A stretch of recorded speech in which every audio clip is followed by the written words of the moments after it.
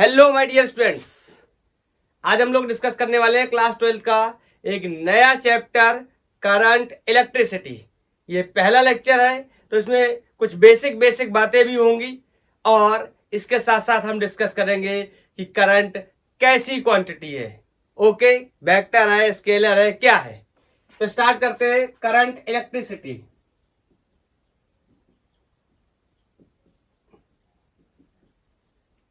अब तक हम लोगों ने पढ़ाई करी थी तो हमने दो प्रकार की चीजों के बारे में डिस्कस किया था। मैं आपको बताता हूं। मैंने बोला था कि चार्ज की पढ़ाई करने वाले हैं हम लोग। चार्ज की पढ़ाई करने वाले दो कंडीशन में, चार्ज या तो रुका हुआ है या फिर चार्ज क्या कर रहा है, मोशन कर रहा है। चार्ज अगर रुका हुआ है तो इसको हम बोलते थे, चार्ज को बोलते क्या, इलेक्ट्रो, और रुके हुए को क्या बोलते हैं, स्टैटिक्स। इलेक्ट्रोस्टैटिक्स की पढ़ाई जो कि हमने कंप्लीट कर ली। किसी चार्ज की वजह से कितना पोटेंशियल होगा, कितनी इलेक्ट्रिक फील्ड होगी, कितना फोर्स होगा, कितना वर्क डन होगा, कॉन्टिन्यूअस चार्ज सिस्टम की वजह से कितना इलेक्ट्रिक फील्ड एंड ऑल, हम लोग सब कुछ डिस्कस कर चुके हैं। ठीक है।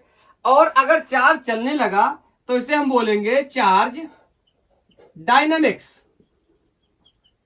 चार्ज की डायनामिक्स मतलब चार्ज क्या करने लगा, मोशन करने लगा। तो चार्ज जब मोशन करने लगेगा तो यहां से हमारी पढ़ाई स्टार्ट होगी। ठीक है। मतलब करंट को हम क्या बोल सकते हैं, करंट का अगर हमें डेफिनेशन लिखना हो तो हम करंट को क्या बोलते हैं, आपने पढ़ा भी होगा, rate of flow of charge, बोलो, या motion of charge per unit time. बोलो, एक ही बातें हैं। मतलब चार्ज की डायनेमिक्स, चार्ज चलना शुरू हो चुका है तो जैसे ही चार्ज चलेगा सबसे पहला काम क्या होगा, करंट बनेगी। क्लियर है। करंट जैसे ही बनेगी किसी कंडक्टर के अंदर, वो कंडक्टर एक मैग्नेट की तरह बिहेव करने लगेगा। ये मत बोल देना, पढ़ा नहीं, क्लास 10th में इतना हम पढ़ के आए हम लोग कि a current carrying conductor behaves like a magnet. याद आया, याद आया, हम लोगों ने क्लास 10th में पढ़ा हुआ है। क्लियर। तो यहां से करंट की बात शुरू होती है। करंट की जब हम पढ़ाई कंप्लीट कर लेंगे, किसी कंडक्टर के अंदर जब करंट होगा वो मैग्नेट बनेगा। आगे नेक्स्ट चैप्टर में हम लोग डिस्कस करेंगे मूविंग चार्ज एंड मैग्नेटिज्म के अंदर। तो आज से हमने जो एंट्री कर ली है वो एंट्री किसके अंदर करी गई है, इलेक्ट्रोडायनामिक्स के अंदर हम लोग एंट्री कर चुके हैं। तो बोलो, करंट इलेक्ट्रिसिटी की अगर डेफिनेशन, वही करंट इलेक्ट्रिसिटी की डेफिनेशन क्या है कि भैया स्टडी करनी है चार्ज की, कहां पे, इन मोशन। बोलो, तो study of charge in motion. Motion में स्टडी करेंगे चार्ज की।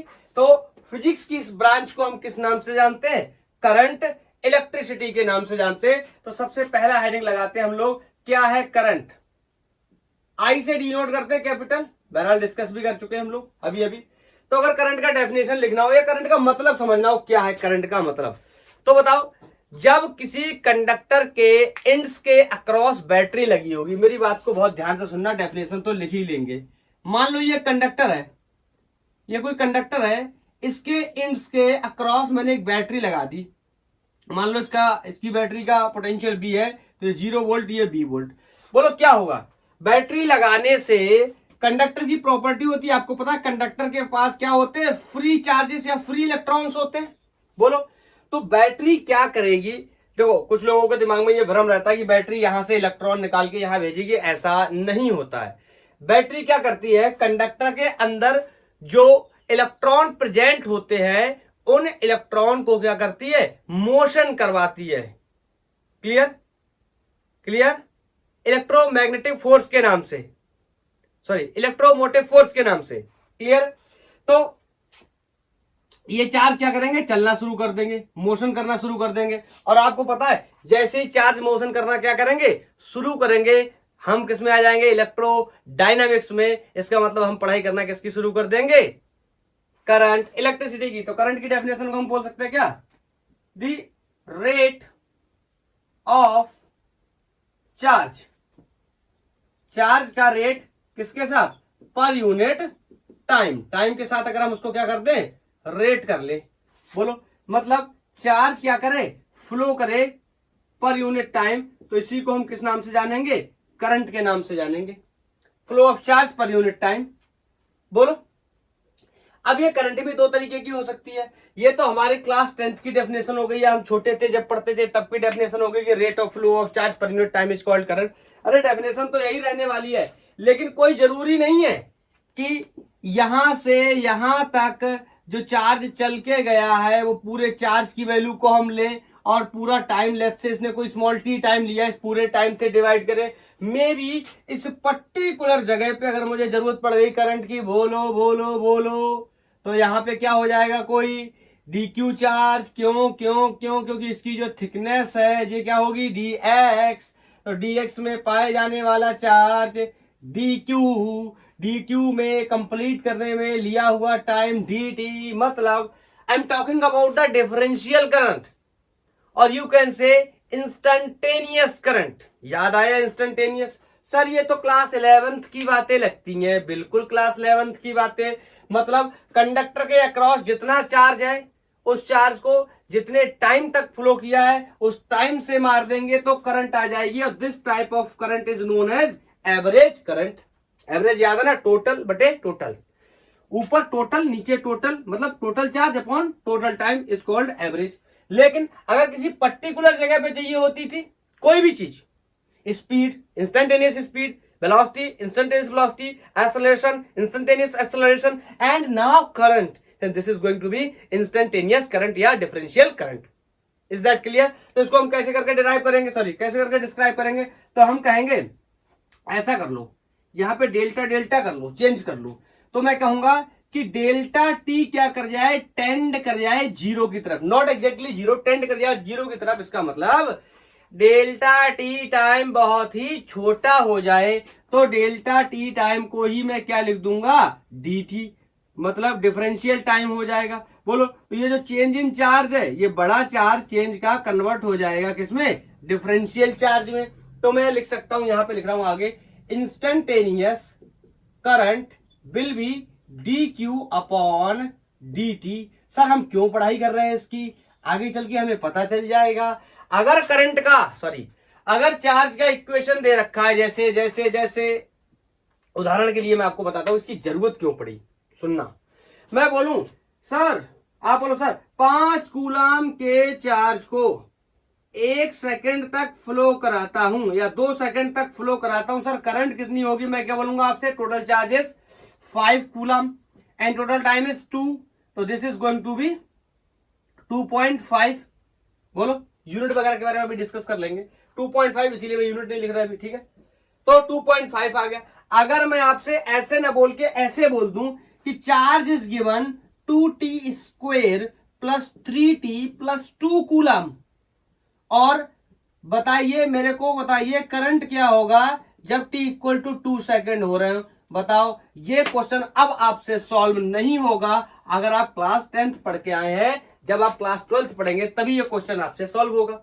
मतलब हमारे केसेस में देखो यहाँ पे क्या था, चार्ज की वैल्यू 5 कूलम थी, आज 5, कल 5, परसों 5, ताउम्र 5 रहने वाली है, क्योंकि ये फंक्शन नहीं है किसी का, ये कांस्टेंट वैल्यू है, लेकिन ये क्या है, फंक्शन ऑफ टाइम है। जैसे जैसे टाइम चेंज होगा वैसे वैसे चार्ज की वैल्यू चेंज होगी। चाहे डाल के देख लो t इक्वल टू 0 सेकंड पे ये भी 0 ये भी 0, चार्ज की value 2 coulomb, t equal to 1 second पे ये 2 ये 3 प्लस ये 2, बोलो कितना हो गया, 2 3 5 plus 2 7, t equal to 2 second पे डाल के देखोगे 2 2 जा 4 4 2 जा 8, 8 6 14 और 2 16। क्लियर? तो ये क्या है, ये कैसा चार्ज है, ये वेरिएबल चार्ज है, this is the function of time. और ऐसे ऐसे ऐसे प्रॉब्लम को सॉल्व करने के लिए हमें डिफरेंशिएशन या इंटीग्रेशन की रिक्वायरमेंट होती है। ये हम पर्टिकुलर टाइम पे या पर्टिकुलर डिस्टेंस पे किस तरीके से चीजों को सॉल्व आउट करते हैं, इसीलिए रिक्वायरमेंट पैदा हुई किसकी, डिफरेंशियल करंट की। आई थिंक क्लियर है। अब इस करंट के इक्वेशन को मैं क्या कर दूंगा, डिफरेंशिएट कर दूंगा, और मुझे क्या, सॉरी इस चार्ज के इक्वेशन को क्या कर दूंगा, डिफरेंशिएट कर दूंगा, और मुझे मिल जाएगी करंट की value at t equal to 2 second. Is that clear? कैसे करेंगे मैं आपको आगे बताऊंगा। ओके, तो करंट के बारे में हम सीख गए, थोड़ा सा करंट के यूनिट वगैरह के बारे में सीख लेते हैं। ये क्वेश्चन जो भी लिया है हमने ये सॉल्व होगा अभी थोड़ी देर के बाद, मैं आपको इसका आंसर बताऊंगा, ठीक है। तो यूनिट वगैरह के बारे में सीख लेते हैं। बोलो, अगर मैं बात करूं यूनिट की तो आप कहोगे क्या सर, चार्ज का यूनिट क्या होता है, कूलाम होता है। सर कूलाम होता है, ठीक है। टाइम का यूनिट क्या होता है, सेकंड होता है। तो करंट का ड्राइव यूनिट क्या हो गया, कूलाम पर सेकंड। लेकिन महान साइंटिस्ट एम्पियर की रिस्पेक्ट में हम इसके एसआई यूनिट को एम्पियर कंसीडर करते हैं और रिप्रेजेंट करते हैं कैपिटल ए से, डिनोशन करते हैं कैपिटल ए से। So we can say 1 ampere will be equal to 1 coulomb over 1 second. मतलब अगर हमसे क्लास 10 तक के लेवल पे एक सवाल पूछा जाए कि 1 एम्पियर करंट का डेफिनेशन क्या होगा, तो आप कहोगे किसी कंडक्टर के अक्रॉस 1 कूलाम के चार्ज को 1 सेकंड तक फ्लो कराया जाता है तो रिजल्टेंट करंट कितना होने वाला है, 1 एम्पियर। अब आप कहना ये क्लास 10th है, हमने जीरो से स्टार्ट किया है। हम लोग किससे पढ़ाई कर रहे हैं, बिल्कुल जीरो से। हम मान के चल रहे हैं हम लोग को कुछ नहीं पता, ठीक है। ये लेक्चर आपको आगे चल के लेके जाएगा। आगे चल के जब हम लोग इसका लेक्चर 2, 3, 4, 5 करते चले जाएंगे तो ये हमें जेईई मेंस और एडवांस तक लेकर जाएगा। लेकिन आज हमने स्टार्ट किया तो हम ये मान के चल रहे हैं आपको कुछ नहीं पता है, ओके। तो ये हमें पता चल गया कि 1 एम्पियर करंट की वैल्यू कितनी होती है। अब हमने इसको हटा देते हैं, इतनी बातें हमें क्लियर हो गई।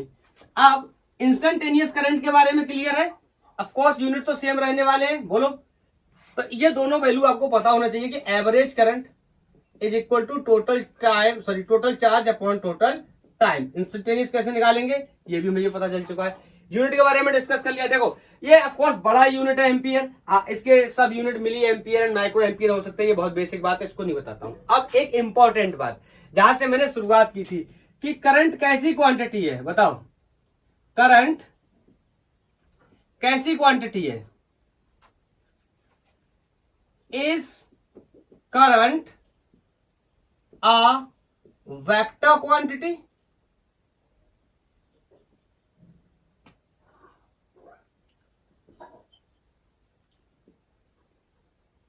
If no, then explain why not. Why not? जो छोटे एग्जाम्स होते हैं, जैसे सरकारी परीक्षाओं के छोटे एग्जाम्स होते हैं, उनमें ये बहुत ही पैट सवाल है। जैसे जो छोटे एग्जाम होते हैं एसएससी वगैरह के, जहां पे फिजिक्स लगती है, तो जैसे कांस्टेबल वगैरह के पेपर होते हैं या पुलिस के पेपर होते हैं, उनमें ये बहुत पूछा जाता है कि करंट कैसी क्वांटिटी है और क्यों। तो इसके बारे में हम डिस्कस करने चलते हैं। आपको पता है करंट के पास क्या होता है, मैं यहां पर डिस्कस करने चला आंसर के बारे में। बोलो, करंट के पास दोनों चीजें होती हैं, मैग्नीट्यूड भी होता है और डायरेक्शन भी होता है। Current has both magnitude and direction. इसका मतलब करंट कैसी क्वांटिटी हो गई, वेक्टर। ना वेक्टर बनने के लिए 3 बातों को सेटिस्फाइड करना वेरी जरूरी होता है। मैग्नीट्यूड होना चाहिए, ये तो होता ही होता है, डायरेक्शन भी होना चाहिए, clear, and also follow the vector law of addition. मतलब वेक्टर लॉ ऑफ एडिशन को फॉलो करना चाहिए, तभी क्या होगा, वेक्टर क्वांटिटी होगा।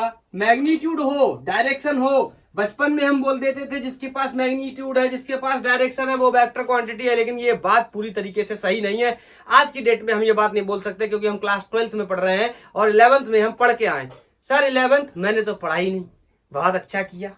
बोलो, तो डिस्कस करने चलते हैं कि करंट के पास किस तरीके से। देखो आपको पता है कि करंट, मैं बोल दूं यहां से 3 एम्पियर की करंट आई और यहां से लेट्स से कोई 2 एम्पियर की करंट आई, और ये एंगल कुछ भी मान लो आप, लेट्स से कोई ये 90 डिग्री का एंगल है, ठीक है। बताओ मैं पूछूं यहां पर करंट कितनी होगी, everybody will give the same answer, current will be 5 ampere.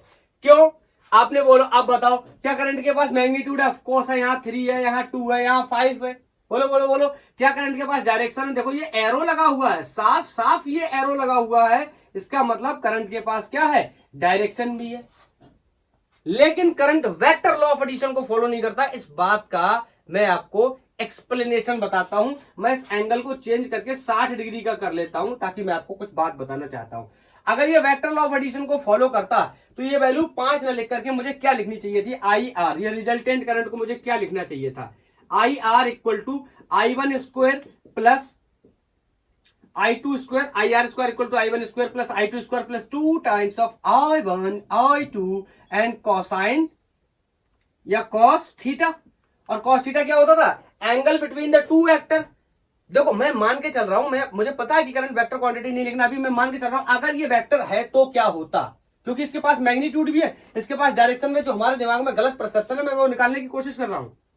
तो आई आर स्क्वायर विल बी, बोलो 3 square plus 5 square plus 2 times of 3 into 5 into, बोलो 3 इंटू 5 एंड कॉस 60 की वैल्यू सबको पता कितनी होती है, हाफ। तो ये इससे मर गया, तो इसको जोड़ेंगे, I R square equal to 9 plus 25 plus इतना कितना हो गया, 5 नहीं आई 15, बोलो। तो आई आर स्क्वायर विल बी, जोड़ेंगे इसको कितना हो जाएगा, ये हो गया 25 और 5 30 10 40 और 10 50, ये हो गया 49, ठीक है। और आई आर है, इसका रूट लेंगे तो करंट रिजल्टेंट कितना आया, 7 एम्पियर आया, कितना था 5 एम्पियर। इसका मतलब अगर करंट वेक्टर क्वांटिटी होता और वेक्टर लॉ ऑफ एडिशन को फॉलो करता तो ये जो वैल्यू 5 एम्पियर आई है, ये वैल्यू कभी 5 एम्पियर नहीं आती। अगर एंगल यहां पे 60 डिग्री है तो ये वैल्यू कितनी आती, 7 एम्पियर। 25 5 30 10 40 और 9 49, ठीक है। अगर ये एंगल 60 से एंगल 30 हो जाता तो यहाँ cos 30 की वैल्यू रखता √3/2, तो वैल्यू कुछ अलग आती। मतलब दो वेक्टर क्वांटिटी के बीच में एंगल चेंज करने पर अगर रिजल्टेंट की वैल्यू बदल जाती है और उसके पास मैग्नीट्यूड भी है, उसके पास डायरेक्शन भी है, तो ऐसी क्वांटिटीज को मैं वेक्टर क्वांटिटी कहता हूं। लेकिन अगर अगर किसी क्वांटिटी के पास मैग्नीट्यूड है, डायरेक्शन है, लेकिन वेक्टर लॉ ऑफ एडिशन को फॉलो नहीं कर रहा है, इसका मतलब वो कैसी क्वांटिटी है, स्केलर क्वांटिटी है। तो यहां से क्लियर हो गया कि करंट कैसी क्वांटिटी है, वेक्टर क्वांटिटी नहीं है। क्यों नहीं है, current is a scalar quantity, इसको टेंसर भी बोलते हैं, टेंसर क्वांटिटी, स्केलर क्वांटिटी या टेंसर क्वांटिटी। एक्सप्लेनेशन बहुत ही क्लियर है, क्योंकि ये वेक्टर लॉ ऑफ एडिशन को फॉलो नहीं करता है। ध्यान से सुनना, अब ये एंगल 60 हो, ये एंगल 30 हो, ये एंगल 90 हो, ये एंगल 15 हो, ये एंगल 37 डिग्री हो, इस करंट की वैल्यू पर कोई भी फर्क पड़ने वाला नहीं है। हर बार में ये 3 एम्पियर है, हर बार में ये 2 एम्पियर, तो ये हर बार में 5 एम्पियर ही होगा। एंगल पे डिपेंड नहीं कर रहा है, इसका मतलब स्केलर क्वांटिटी है। Is that very clear? मतलब simply vector law of addition को फॉलो नहीं करता, इस वजह से मैग्नीट्यूड और डायरेक्शन होने के साथ भी हम करंट को कैसा ट्रीट करते हैं, स्केलर ट्रीट करते हैं या टेंसर भी बोलते हैं। क्लियर? आई थिंक ये कॉन्सेप्ट आज आपका क्लियर हो गया होगा कि करंट कैसी क्वांटिटी होती है। ऑफ कोर्स स्केलर या टेंसर क्वांटिटी होती है, करंट वेक्टर क्वांटिटी नहीं होती है। इसके बावजूद इसके पास मैग्नीट्यूड भी है और डायरेक्शन भी है। वजह बहुत साफ है कि ये वेक्टर लॉ ऑफ एडिशन को फॉलो नहीं करता है। बोलो, कुछ क्वेश्चंस ले लेते हैं, कुछ क्वेश्चंस कर लेते हैं, 2-4 बताओ। आपको इतना तो बेसिक आइडिया है ही, आपने इतना तो पढ़ा हुआ है ही कि हम लोगों ने चार्ज के बारे में डिस्कस। अच्छा, क्वेश्चन लेने से पहले एक बात, डायरेक्शन ऑफ करंट की थोड़ी सी बात और कर लेते हैं। डायरेक्शन ऑफ करंट, आप कहोगे सर अभी तो डायरेक्शन ऑफ करंट की बात की ही थी, सर्किट में बात कर रहे हैं। जैसे ये कोई कंडक्टर है और इसके अक्रॉस कोई पोटेंशियल डिफरेंस लगा है, मतलब कोई बैटरी लगी है, तो मान लो इसमें इलेक्ट्रॉन इस तरीके से मूव कर रहे हैं, मतलब इलेक्ट्रॉन मूव कर रहा है कहां, राइट साइड में इलेक्ट्रॉन्स मूव कर रहे हैं। तो करंट कैसी होगी, देखो ये राइट साइड में इस तरीके से मूव कर रहा है, मतलब यहां से निकल रहा है, यहां से जा रहा है, ऐसे इस तरीके से बोलो।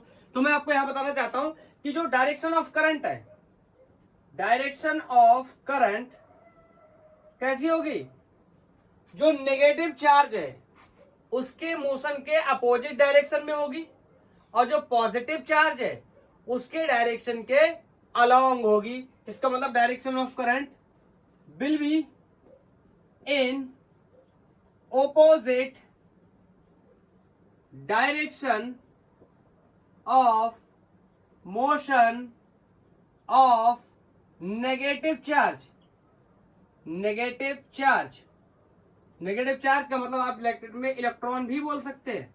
और बोलो direction of current will be in the direction of positive charge. Positive charge के क्या होगा, अलॉन्ग। मैं इसे यहां पे बना देता हूं, जैसे इलेक्ट्रॉन ऐसे चल रहा है, तो अगर मैं करंट का डायरेक्शन बनाऊं तो करंट का डायरेक्शन कुछ इस तरह होगा। और बात करूं ये प्रोटॉन अगर पॉजिटिव चार्ज पार्टिकल चल रहा है तो उसके क्या होगा, अलॉन्ग होगा कौन, डायरेक्शन किसका, करंट का। Is that clear? करंट का डायरेक्शन अपोजिट डायरेक्शन होगा किसके, नेगेटिव चार्ज के मोशन के या इलेक्ट्रॉन के, और पॉजिटिव चार्ज के अलॉन्ग होगा। ये बातें आपको थोड़ी सी क्या करनी है, दिमाग में रखनी है।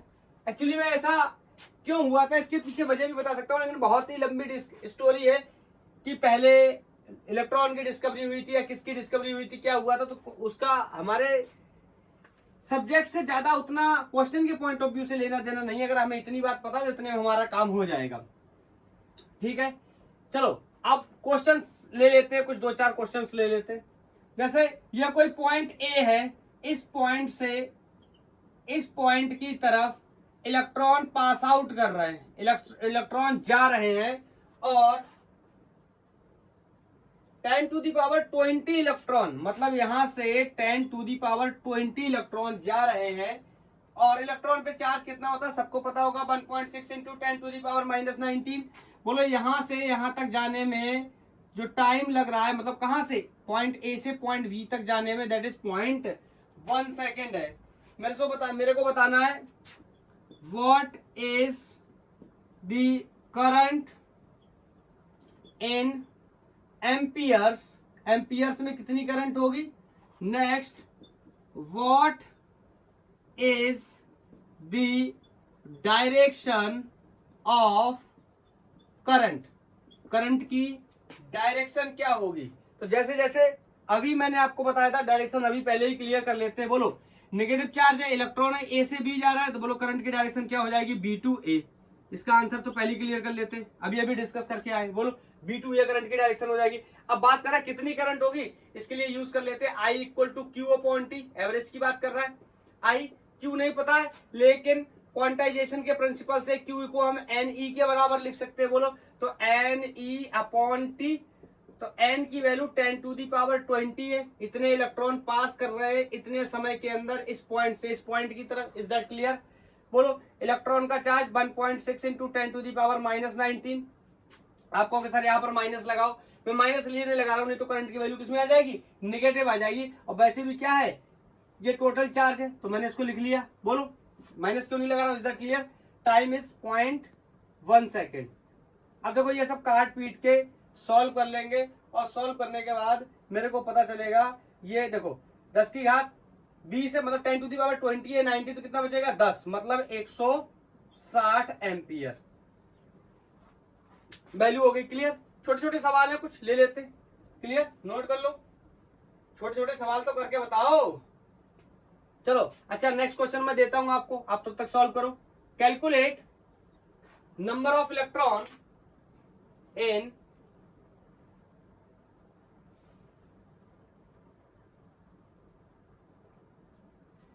Calculate the number of electron in 1 ampere.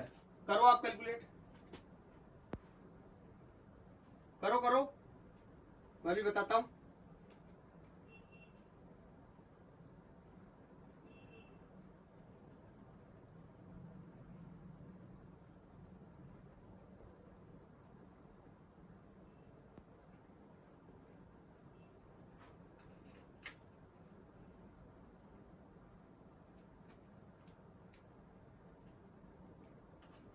बताऊं आंसर, बताऊं? आप सोच रहे होंगे सर कहाँ गायब हो गए, लाइट में थोड़ा सा इशू, एक्चुअली लाइट देख रहा हूं। ठीक है बताओ, हटा रहा हूं इसको। तो बताओ, क्वेश्चन तो आपने लिख ही लिया होगा ना, 1 एम्पियर में कितने इलेक्ट्रॉन होंगे ये कैलकुलेट करना है। तो बोलो करंट की वैल्यू दे रखी है कितनी, 1 एम्पियर।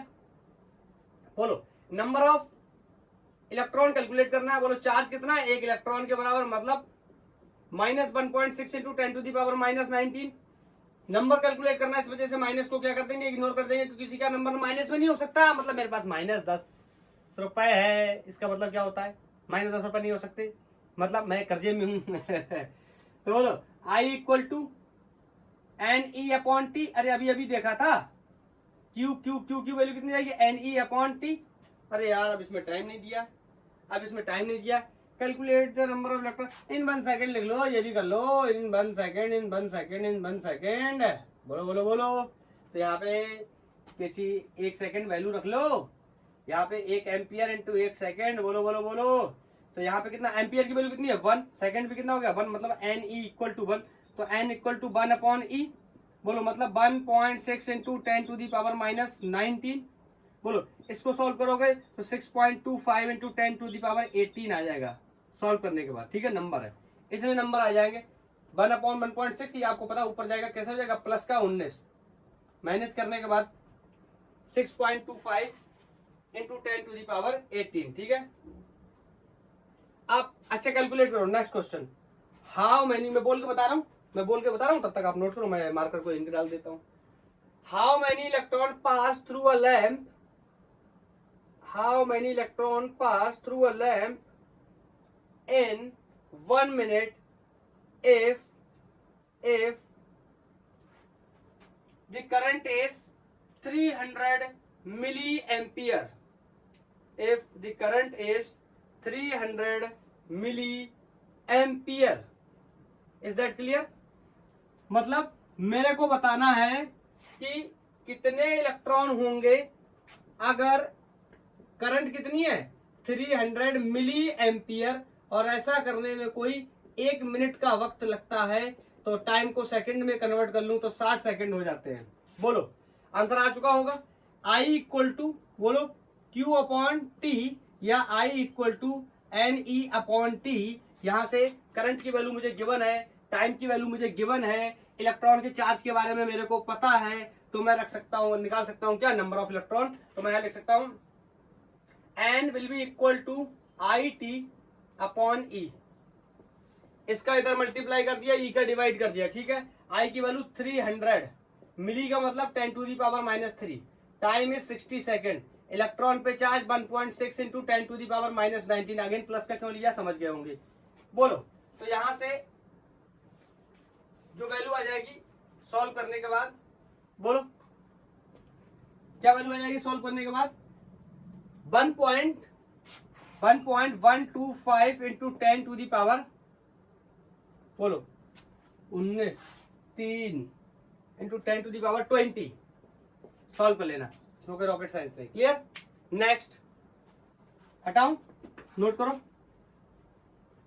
अब मेरे से बोल रहा है कि हाइड्रोजन एटम है कोई, और हाइड्रोजन एटम में इलेक्ट्रॉन मूव कर रहा है किसी ऑर्बिट में, और उस ऑर्बिट का जो रेडियस है दैट इज गिवन वो है 5 into 10 to the power -11 metre. Hydrogen atom है, इसमें कोई इलेक्ट्रॉन क्या कर रहा है, रिवॉल्व कर रहा है, इलेक्ट्रॉन घूम रहा है। आपको पता है इलेक्ट्रॉन घूमेगा मतलब इलेक्ट्रॉन मोशन करेगा, तो क्या बनेगी, करंट बनेगी। और जो इलेक्ट्रॉन है ना, इसकी जो स्पीड है, स्पीड ऑफ इलेक्ट्रॉन ये 2.2 into 10 to the power 6 metre पर सेकंड। वैसे केमिस्ट्री में कुछ लोगों ने अगर एटॉमिक स्ट्रक्चर पढ़ रखा है तो जानकारी भी होगी, अगर नहीं पढ़ा है तो मैं पढ़ाऊंगा आपको, अगर आपने नहीं पढ़ा तो मैं पढ़ाऊंगा, लेकिन उसको पढ़ने में काफी वक्त लगने वाला है। बोलो क्लास 12 की सेकंड बुक के अंदर हम पढ़ेंगे। बोलो मुझसे कह रहा है find the equivalent current, find the equivalent current, बताओ कितनी करंट बनेगी। तो सिंपल ही है, आप बेसिक एक्सप्रेशन से जाओ। करंट के लिए मुझे चार्ज पर यूनिट टाइम की जरूरत पड़ती है। बोलो अब यहाँ पे टाइम नहीं दिया है लेकिन स्पीड दी है, थोड़ा सा मैकेनिक्स के बेसिक कॉन्सेप्ट्स का इस्तेमाल करूंगा। बताओ speed is equal to distance upon time होता है, ये बात सारे लोगों को पता है। बोलो स्पीड भी दे रखी है, इसकी वैल्यू न्यूमेरिकली गिवन भी है। डिस्टेंस सबको पता है, सर्कल पे चला गया डिस्टेंस सरकमफेरेंस के बराबर होता है, दैट इज 2 पाई आर। और बोलो टाइम, मैंने सर्कुलर मोशन में पढ़ाया हुआ है कि जब ये टोटल कंप्लीट कर लेता है एक चक्कर तो ये टाइम क्या हो जाता है, capital T. Is that clear?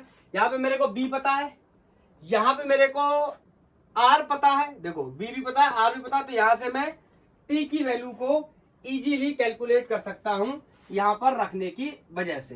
तो T equal to 2 pi R upon B. अब न्यूमेरिकल डेटा आप सॉल्व कर लेंगे, मैं यहाँ वैल्यू डाल देता हूँ 2 into 3.14 into radius is 5 into 10 to the power -11 upon B, speed is 2.2 into 10 to the power 6। तो यहां से मेरे को कोई टाइम पीरियड मिल जाएगा किसका, सर्कुलर मोशन परफॉर्म करने का, और ये वैल्यू कुछ सॉल्व होके कुछ ना कुछ आएगी। मैं उसके लिए ऐसे ही छोड़ देता हूं, कुछ ना कुछ वैल्यू आने वाली है, ठीक है, ऐसे ही छोड़ देता हूं। टाइम मिल गया। अब बताओ चार्ज के बारे में अगर मैं डिस्कस करूं, बोलो बोलो। एक बात अगर आपको मैं और बताऊं, या तो आप इसको सॉल्व कर लो, दैट्स ओके। अगर इसको सॉल्व ना करो तो मैं एक स्टेप आपको और आगे बताता हूं। बोलो यहाँ पर एन ई से डिस्कस कर सकते हैं चार्ज की वैल्यू। बोलो कितने नंबर ऑफ इलेक्ट्रॉन है यहाँ पे, एन इलेक्ट्रॉन है, an electron, an electron, an electron से एक बात क्लियर हो गई, ये मैंने पहले नहीं बताया था। एन इलेक्ट्रॉन का मतलब एन ई अपॉन टी की जगह क्या हो जाएगा, कैपिटल टी, क्योंकि सर्कल में कंप्लीट करने का टाइम कैपिटल टी होता है। ये छोटी छोटी बातें हम लोग डिस्कस कर चुके हैं। इसकी वैल्यू 1 हो जाएगी, एन इलेक्ट्रॉन बोल रहा है, तो I equal to E upon T, इससे हम सॉल्व कर सकते हैं। बोलो ई की value 1.6 into 10 to the power -19, T की वैल्यू ये, या इसको मैं एक तरीके से और लिख सकता हूं। मैंने आपको पढ़ाया हुआ है, क्लास 11 में हम लोगों ने पढ़ा हुआ है कि reciprocal of time period is called frequency. बोलो तो मैं चाहूं तो इसको ऐसे भी लिख सकता हूं, आई इक्वल टू फ्रीक्वेंसी इंटू ई। और बोलो ये टाइम की वैल्यू अगर इसको पलट के उल्टा कर दूं तो यही किसकी वैल्यू हो जाएगी, फ्रीक्वेंसी की। तो चाहे आप जैसे सॉल्व कर लो, मैं यहाँ पे आपको फ्रीक्वेंसी का टर्म भी एक्सप्लेन करना चाहता था, इस वजह से मैंने इसको क्या किया, सॉल्व नहीं किया। तो फ्रीक्वेंसी के लिए इस वैल्यू को पलट के क्या कर दूं, उल्टा। यार 1 अपॉन टी का क्या मतलब होता है आप बताओ, ये नीचे वाला ऊपर, ऊपर वाला नीचे, इसका मतलब तभी तो मैं बोल रहा हूँ पलट के उल्टा कर दूं। 2.2 into 10 to the power 6 upon 2 into 3.14 into 5 into 10 to the power -11, ये किसकी वैल्यू होगी, फ्रीक्वेंसी की, या 1 अपॉन टी की, एक ही बात है। और यहाँ पर मल्टीप्लाई कर दूं किससे, ई से। ई कितना होता है 1.6 इंटू 10 टू दी पावर -19। तो यहाँ पे इसको सब कुछ सॉल्व कर लेंगे। सॉल्व करने के बाद अब देखो ये उम्मीद मत करना आप इससे ये मैं मैथमेटिक्स सॉल्व करूं, इसको सॉल्व करने के बाद आंसर हमारा कोई 1.12 into 10 to the power -3 ampere आने वाला है। ठीक है, आप चाहो तो इसी को लिख सकते हो 1.12 मिली एम्पियर। ठीक है, तो कैसे क्वेश्चन सॉल्व करते हैं इस तरीके के, आई थिंक आपका कॉन्सेप्ट क्या हो गया होगा, क्लियर हो गया होगा। बोलो मैं हटा रहा हूं, मुझे एक दो चीजें और बतानी है। सर आपने वो इंस्टेंटेनियस इक्वेशन का सवाल नहीं करवाया sir, Q equal to 2t square plus 3t plus like that, sir वो नहीं करवाया आपने। चलो थोड़ी सी बात उसके बारे में भी कर लेते हैं। बोलो तो मैं एक क्वेश्चन उठा लेता हूं, मेरे से बोल रहा है कि चार्ज की वैल्यू कुछ मेरे को, सॉरी करंट की वैल्यू मेरे को कुछ दे रहा है,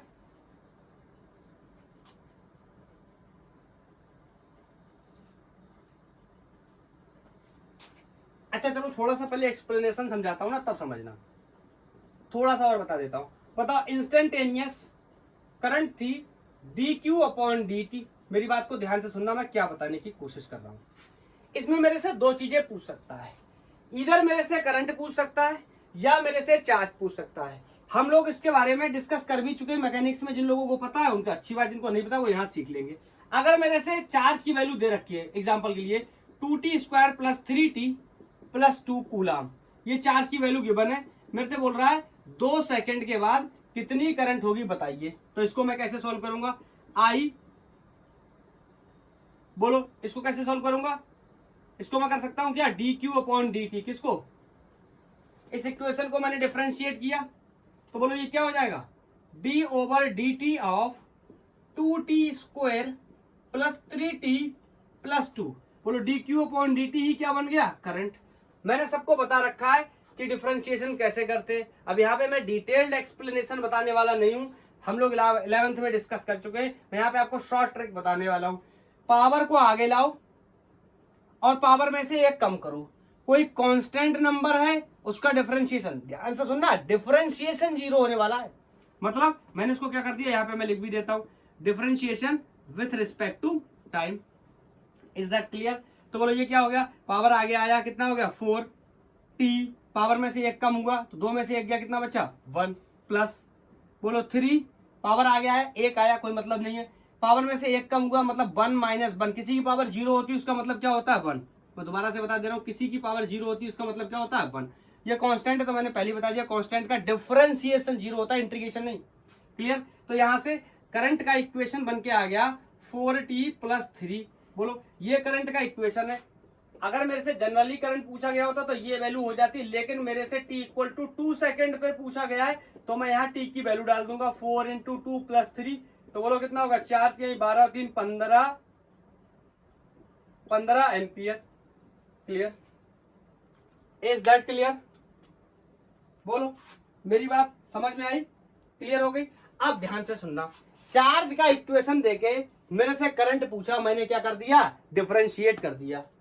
एग्जाम्पल, अब अगर मेरे को इक्वेशन देता है करंट की, like 2t square plus 3t plus 4, तो मेरे को चार्ज की वैल्यू बताइए अगर टाइम स्टार्ट होता है 0 से और जाता है 2 तक की रेंज में। लिमिट्स लगाने पड़ेंगे, इस वजह से टाइम की 2 वैल्यूज दे रहा है, कोई जरूरी नहीं t बराबर 0 ही देगा, 2 3 4 5 कुछ भी दे सकता है। मैंने बेसिक t इक्वल टू 0 से t इक्वल टू 2 मान के रखा है। क्लियर? तो ये पहला तरीका मैंने क्लियर कर लिया। अब यहाँ पे ध्यान से सुनना। अच्छा एक सेकंड मेरे को थोड़ा सा समय दो, ये हटा के मैं यहाँ से करता हूँ, ठीक है? ऊपर मेरे को थोड़ी जगह मिल जाएगी तो मेरे को बार बार हटाना नहीं पड़ेगा, मैं एक ही बार में आपका कॉन्सेप्ट क्लियर कर पाऊंगा।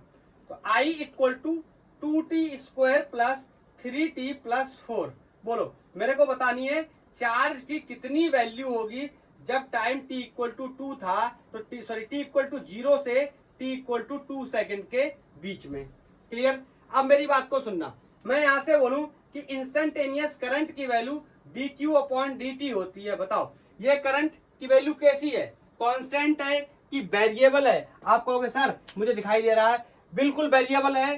करंट का इक्वेशन टाइम का फंक्शन है, मतलब जैसे जैसे टाइम चेंज होगा वैसे वैसे करंट क्या होगा, चेंज होगा। मतलब ये वेरिएबल करंट का प्रॉब्लम है, कांस्टेंट करंट नहीं है। कांस्टेंट करंट होती है तो simply I equal to Q upon T लगाती है, I की वैल्यू दे रखी है, टी से मल्टीप्लाई करते हैं, चार्ज की वैल्यू पता चल जाती। लेकिन इस कंडीशन में ऐसा नहीं होगा। इसका मतलब मुझे क्या करना पड़ेगा, ध्यान से सुनना, मतलब डी क्यू, इसका इसमें मल्टीप्लाई किया तो I D T, I D T.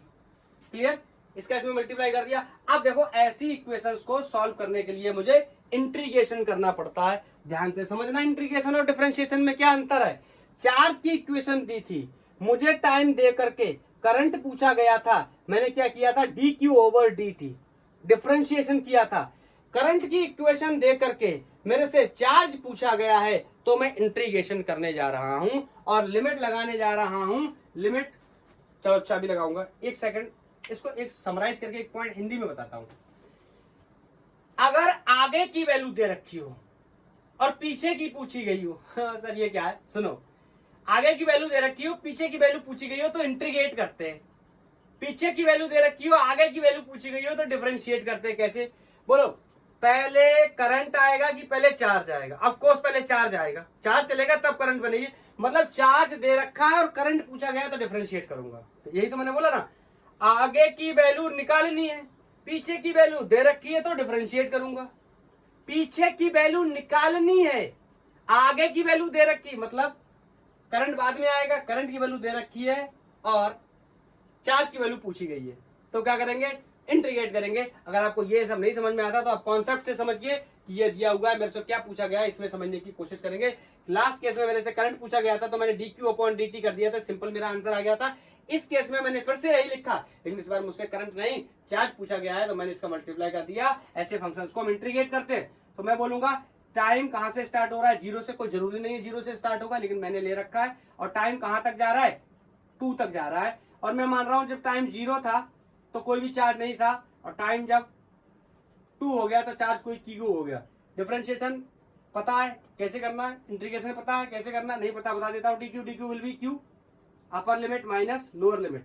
Upper limit का मतलब पहले ये रखेंगे, चलो एक लाइन बढ़ा देता हूं। D Q will be Q, 0 से क्यू तक।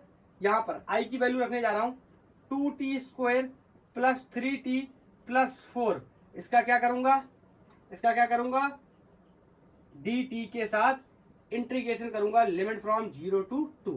तो बोलो इसमें क्या करूंगा, upper limit minus lower limit. तो अपर लिमिट मतलब q की जगह पहले क्या रखूंगा, q माइनस, फिर q की जगह कितना रखूंगा, 0। This is called upper limit minus lower limit. अब ध्यान से सुनना, वैसे तो इसको सॉल्व करने का एक तरीका होता है, अलग अलग सब कुछ बताना। मैं आपको शॉर्ट तरीका बताता हूँ। अब मैंने ये नहीं बताना कि कैसे सॉल्व होना, मैंने इसका शॉर्ट तरीका बताना है। क्यों, इसका आपको एक्सप्लेनेशन देखना है तो आप मेरे काइनेमेटिक्स के लेक्चर देखो, आपको पता चल जाएगा। सिंपली पावर में एक जोड़ना है, पूरी पावर को डिवाइड करना है। मतलब अगर x to the power n है तो अगर इसका इंटीग्रेशन करना है तो x की पावर में एक जोड़ो और पूरी पावर को डिवाइड कर दो, बस। This is simple rule of explanation, किसका, integration of x to the power n। तो मतलब बताओ, यहाँ पावर 2 है, यहाँ पावर 2 है, तो इसमें एक जोड़ूंगा कितना हो जाएगा, 3, और 3 से डिवाइड करूंगा तो 2/3 t³ लिमिट फ्रॉम 0 to 2। बोलो ऐसे इसमें करूंगा तो यहाँ पावर कितना, 1, पावर में एक जुड़ेगा कितना हो जाएगा 2, पावर में एक जुड़ेगा कितना हो जाएगा 2, तो 3 ये इसका 2 डिवाइड कर लिया, t² limit from 0 to t।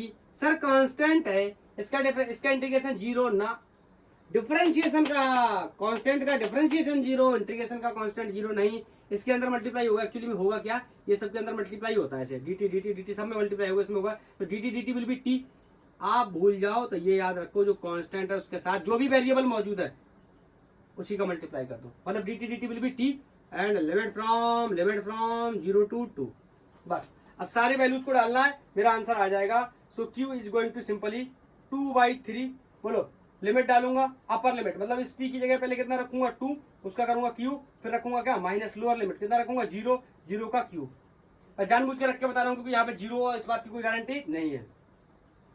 3/2, तो बोलो अपर लिमिट रखूंगा कितनी, 0 से 2, तो पहले t की जगह कितना रखूंगा 2, उसका क्या करूंगा स्क्वायर, फिर t की जगह कितना रखूंगा माइनस का साइन लगा के 0, फिर 0 को क्या करूंगा square, clear, plus 4 upper limit, t की जगह कितना रखूंगा 2, स्क्वायर नहीं है तो कोई बात नहीं, माइनस लोअर लिमिट कितना है 0। Is that clear. अब इसको सॉल्व करना है मेरे लिए कोई बड़ी बात नहीं, सॉल्व करके इसका आंसर लिख देना। तो समझ गए ना कैसे इंटीग्रेशन होगा, कैसे डिफरेंशिएशन होगा, ये कॉन्सेप्ट मैंने आपको बता दिया। बोलो तो यहां से चार्ज की वैल्यू बोलो कितना हो गया 2/3, और ये कितना हो जाएगा 8, अरे 2 की पावर 3 तो 8 हो जाएगा, प्लस 3/2, बोलो ये कितना हो जाएगा 4, बोलो प्लस 4, और ये कितना हो जाएगा इंटू 2। अब मैं इसको सॉल्व नहीं कर रहा हूं, इसको सॉल्व करना जोड़ना आपका काम है, और ये आंसर हो जाएगा। तो कॉन्सेप्ट को समझ पाए कि किस तरीके से कॉन्सेप्ट काम करेगा, बोलो इज दैट क्लियर। अब मैं आपको एक बात और बताता हूं, ये हो गया डिफरेंशिएशन इंटीग्रेशन से रिलेटेड। आपको बहुत सारे क्वेश्चंस मिल जाएंगे, आप डिफरेंशिएट इंटीग्रेट कर लेना, लिमिट वगैरह डाल लेना, आपका काम हो जाएगा। एक ग्राफ बताने जा रहा हूं मैं, एक ग्राफ बताने जा रहा हूं, charge versus time graph, charge versus time graph, sorry current versus time graph, not charge versus. This is the graph, current is in amperes and time जो कि किसमें है, सेकंड्स में है। इसमें कोई ग्राफ दे रखा है, मेरी बात को ध्यान से सुनना। काइनेमेटिक्स में 11th क्लास के अंदर हम लोग पढ़ चुके हैं ग्राफ की स्टडी कैसे करते हैं। ग्राफ में दो इंपॉर्टेंट चीजें निकालते हैं, एक स्लोप निकालते हैं और एक क्या निकालते हैं, एरिया निकालते हैं। तो पहला मैं स्लोप से शुरू करता हूं, कुछ भी तरीके का ग्राफ बना हुआ, लेफ्ट से कुछ इस तरीके का ग्राफ बना हुआ है, ठीक है। स्लोप निकालते हैं, एरिया निकालते हैं, नॉन क्वांटिटी आदि तो ठीक है, नहीं तो छोड़ देते। याद आया, तो यहाँ पर मैंने इस तरीके से लेवल मार्क किए, मैंने मार्क किया यहाँ पे करंट कोई I1 है, बाई एक्सेस पे कौन है करंट, यहाँ पे मैंने मार्क किया कोई क्या है I2 है, यहाँ पे मैंने मार्क किया कोई क्या है टाइम है, तो यहाँ पे मान लेता हूँ लेफ्ट से कोई T1 टाइम है, यहाँ पे मार्क किया मैंने कोई क्या है T2 टाइम है। अब बताओ स्लोप कैसे निकालते हैं, मैंने आपको बताया था, ये इस थीटा का अगर मैं कौन सा ले लूं tan थीटा, तो यही tan थीटा ही किसके बराबर होता है, स्लोप के बराबर। और tan थीटा सबको पता क्या होता है, परपेंडिकुलर अपॉन बेस, तो परपेंडिकुलर में कौन है I2 minus I1 upon T2 minus T1, clear. तो ये हो गया delta I upon delta T, मतलब इसका स्लोप हो गया टेन थीटा, जो कि हो गया change in current upon change in time. बताओ, current is equal to Q upon T होता है। मेरा जो आंसर आया है वो आया है D I upon D T. मतलब मैं ये चेक करना चाह रहा हूं क्या ये कोई नोन क्वांटिटी है या नहीं, नहीं है तो इग्नोर करना पड़ेगा। तो इसी के हिसाब से कर देता हूं। बोलो डी आई, दोनों इक्वेशंस में dt से डिवाइड कर देता हूं। तो यहाँ पे dt से डिवाइड कर दिया, क्यों कर रहा हूं अभी बता दूंगा। इसको भी मैं dt लिख ले रहा हूं एक सेकंड के लिए, dt से क्या फर्क पड़ता है, ठीक है। दोनों इक्वेशंस में dt से डिवाइड कर दिया, तो ये हो गया D I upon D T. कुछ बताने की कोशिश कर रहा हूं, थोड़ा सा डाइजेस्ट करने की कोशिश करो। ये हो गया Q upon D T square. ऐसा मैंने कुछ भी नहीं पढ़ा, मतलब ये क्या है, कोई अननोन है, अननोन क्वांटिटी है। क्लियर, अननोन क्वांटिटी है। और अगर अननोन क्वांटिटी तो हमारे लिए कोई काम की नहीं, हम इसको क्या कर देंगे, छोड़ देंगे, इसको भूल जाएंगे। अब इसका दूसरा पार्ट है, इसका स्लोप देखेंगे। हमारे लिए क्या कुछ नोन, सॉरी स्लोप तो देख लिया, क्या आ रहा है, अननोन आ रहा है। अब इसका एरिया देखेंगे। मैं बहुत बार बता चुका हूँ एरिया कैसे निकालना है। बताओ, मान लो ये कोई ग्राफ दे रखा है, करंट वर्सेस टाइम ग्राफ है, ये कोई ग्राफ दे रखा है, तो ये इस तरीके से ये ग्राफ है। तो मैंने बहुत बार बताया होगा, इसके स्ट्रिप्स काट लो, छोटे छोटे पतले पतले स्ट्रिप्स काट लो। स्ट्रिप्स नहीं काटने तो इनका भी तरीका बताऊंगा। ये स्ट्रिप्स काट लिया, मान लिया, बोलो यहाँ पे करंट की वैल्यू मैंने कितनी ले ली, आई। तो बताओ हर एक स्ट्रिप को बाहर निकालो, हर एक स्ट्रिप की जो लेंथ है वो कितनी है, आई। क्लियर। और छोटा सा काटा, बताओ एक्स एक्सिस पे कौन है, टाइम, तो इसकी थिकनेस कितनी हो जाएगी, dt। अरे स्ट्रिप काटा है, डिफरेंशियल स्ट्रिप काटा है, तो बताओ अगर मुझे इन केसेस का एरिया लिखना हो, इस छोटे से स्ट्रिप का एरिया बोलो कितना हो जाएगा, da। बोलो छोटे से स्ट्रिप का एरिया da, और एरिया बेसिकली क्या होता है, लेंथ इनटू ब्रेथ। तो बताओ लेंथ कितनी है, i, और ब्रेथ कितनी है, चौड़ाई कितनी है, dt। तो एरिया बताओ, एक स्ट्रिप का है, सारी स्ट्रिप्स का निकालना है, मतलब इस कंबाइंड का निकालना है। तो मैंने क्या कर दिया, इंटीग्रेट कर दिया। तो da विल बी a, 0 से a ऐसे रख लो, यहाँ t 0 से t। क्लियर। अरे यहाँ 0 0 0 है, यहाँ कोई t है, तो ये कितना हो जाएगा, i कांस्टेंट है, बाहर हो जाएगा। बोलो dt विल बी t, मतलब सिंपली t माइनस 0, मैं यहाँ से t लिख देता हूँ। मतलब एरिया क्या आया, it आया। कुछ कुछ नोन लग रहा है, कैसे, मतलब एरिया it आ गया, it को चेक करते हैं। बताओ q इक्वल टू क्या होता है, सॉरी i इक्वल टू क्या होता है, q अपॉन t होता है। तो q इक्वल टू क्या होता है, it। इसका मतलब मैं लिख सकता हूं यही किसके बराबर, चार्ज। Very important. मतलब मैं एक लाइन को इंग्लिश में लिख देता हूं अब इसको हटाने के बाद। बोलो अगर मैं आपसे पूछूं, स्लोप तो अननोन हो गया, but area under IT graph, I versus T graph will give, क्या देगा, बोलो, विल गिव चार्ज।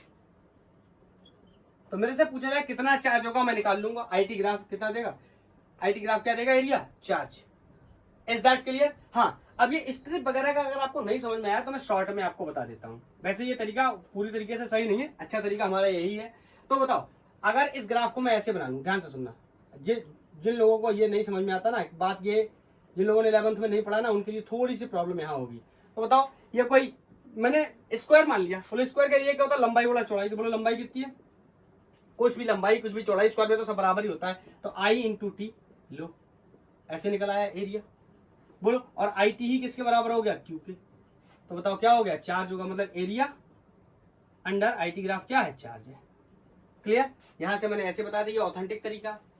मतलब मेरे को एक बात पता चल गई, सर स्लोप तो IT ग्राफ का अननोन आ गया, लेकिन IT ग्राफ के अंडर जो एरिया होगा वो सर चार्ज को देगा। और ये सबको पता है कि एक्स एक्सिस के ऊपर का एरिया, इसी को रैंडम ग्राफ बना देता हूं ऐसे ऐसे। तो ये एरिया कैसा होगा, पॉजिटिव, ये एरिया कैसा होगा, ये पॉजिटिव, ये एरिया कैसा होगा, नेगेटिव। मतलब टोटल एरिया की बात कर दिया, इसे A1 बोल दूं, इसे A2 बोल दूं, इसे A3 बोल दूं, तो क्या करूंगा, A1 minus A2 plus A3। X axis के ऊपर का एरिया क्या कंसीडर करते हैं, पॉजिटिव, और एक्स एक्सिस के नीचे का एरिया क्या कंसीडर करते हैं, नेगेटिव। बोलो ये बेसिक बेसिक बातें थी, क्लियर हो गए। मैं आपको एक क्वेश्चन देता हूं, आपने बताना है। ये क्वेश्चन है, इस तरीके से ग्राफ बना हुआ है, ठीक है। यहां पर टाइम की वैल्यू दे रखी है 10 सेकेंड, यहां पे टाइम की वैल्यू दे रखी है 3 सेकेंड, और यहां पर कोई जो करंट की वैल्यू दे रखी है दैट इज 3 एम्पियर, और यहां पे सब कुछ क्या है 0,0। ये current versus time in seconds है और ये करंट इन एम्पियर्स है। तो मैं आपसे बोलूं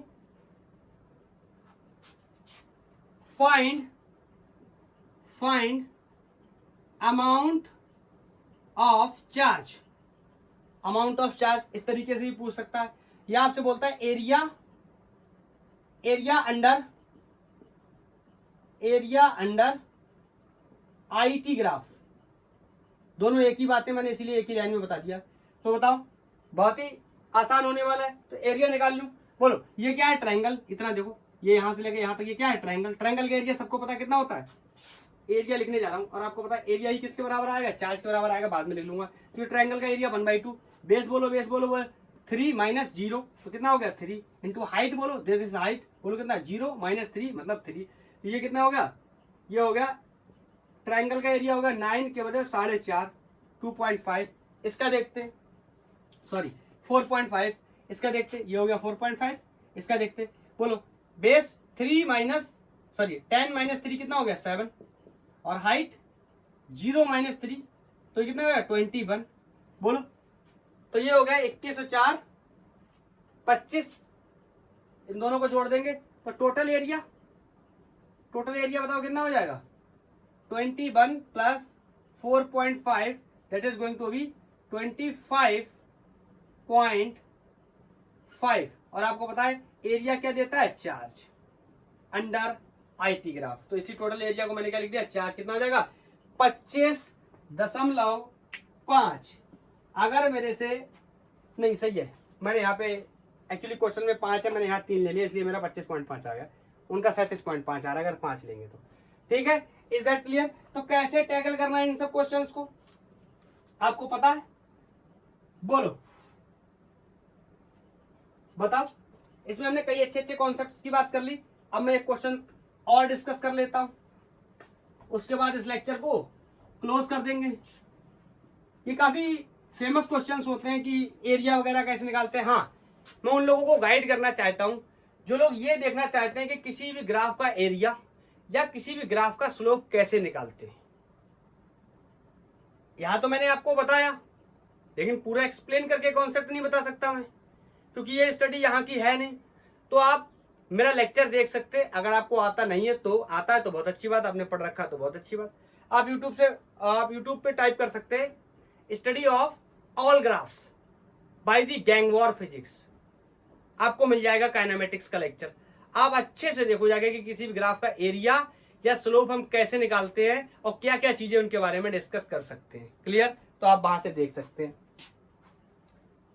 मेरे से बोल रहा है a current through a wire is given I equal to 3t square plus 2t plus 5, current of course in amperes दे रखा है। तो फिर मेरे से कह रहा है किसी क्रॉस सेक्शनल वायर से पास करता है फ्रॉम, टाइम दे रखा है t equal to 0 to t equal to 2 second. ऐसा क्वेश्चन हम लोग कर चुके हैं, बिल्कुल सेम डेटा भी था, ये डेटा अलग है, ठीक है। मेरे से बोल रहा है कि आपने बताना है कि कितना चार्ज पास कर जाएगा। Find charge pass through cross section area of given conductor. कोई कंडक्टर है, उससे इतना करंट पास हो रहा है, तो इतने टाइम में कितना चार्ज पास करेगा। और ये वेस्ट बंगाल का अलग से एग्जाम होता है, आपको पता ही होगा जेई का। तो ये वेस्ट बंगाल जेई में पूछा गया क्वेश्चन है, वेस्ट बंगाल जेईई 2009 में पूछा गया था, और इसके 4 ऑप्शन दिए हैं, 22 कूलम, 18 कूलम, 20 कूलम और 5 कूलम। और इस सवाल का जवाब आपने मेरे को बताना है। क्लियर है? होमवर्क क्वेश्चन है ये आपके लिए, तो आप इसका जवाब देंगे। आई होप आपने बिल्कुल क्लियर कर लिया होगा कि कैसे हम इंस्टेंटेनियस करंट की वैल्यू निकालेंगे, I equal to D Q upon D T से डिफरेंशिएट करके। अगर हमें करंट की वैल्यू दे रखी है, इंस्टेंटेनियस करंट की इक्वेशन दे रखी है, तो कैसे हम चार्ज की वैल्यू निकालेंगे। कॉन्सेप्ट मैंने आपको बता दिया, एक क्वेश्चन भी होमवर्क में दे दिया। अगर आईटी ग्राफ है, उसका एरिया कैसे निकालेंगे, स्लोप कैसे निकालेंगे और एरिया कौन सी क्वांटिटी देगा, उसको हम कैसे टैकल करेंगे, हमने क्वेश्चंस के माध्यम से बात भी कर ली। तो इस तरीके से ये लेक्चर हमारा यहीं पे कंप्लीट होता है।